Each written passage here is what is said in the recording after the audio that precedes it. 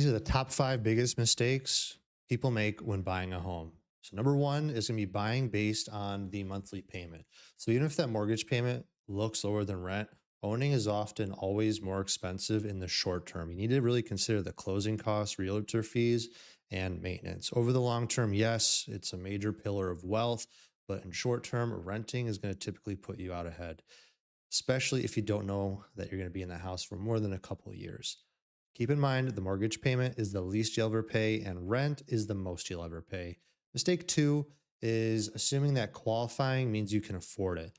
You can qualify with more than half of your take home pay going towards that mortgage. Obviously, that's not smart.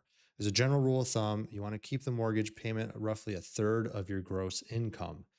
Number three is those property taxes. Right after you buy the house and those taxes get reassessed, you need to be ready for those taxes to go up considerably. And if your realtor and mortgage broker aren't going over that with you, you're doing a disservice to yourself. Sometimes that increase can be 10 to even 20% of an increase in your payment. Four is going to be blindly just going with the lowest interest rate without really taking into consider the cost.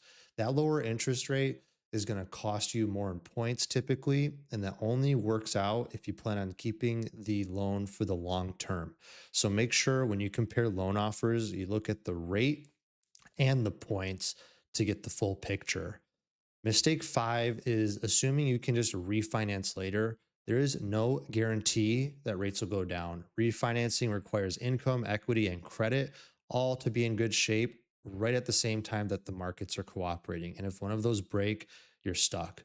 So always assume you'll live with the loan that you close. Keep in mind, buying a home is exciting, but you want to be smart. Don't get emotionally attached and make sure that you are making a smart decision.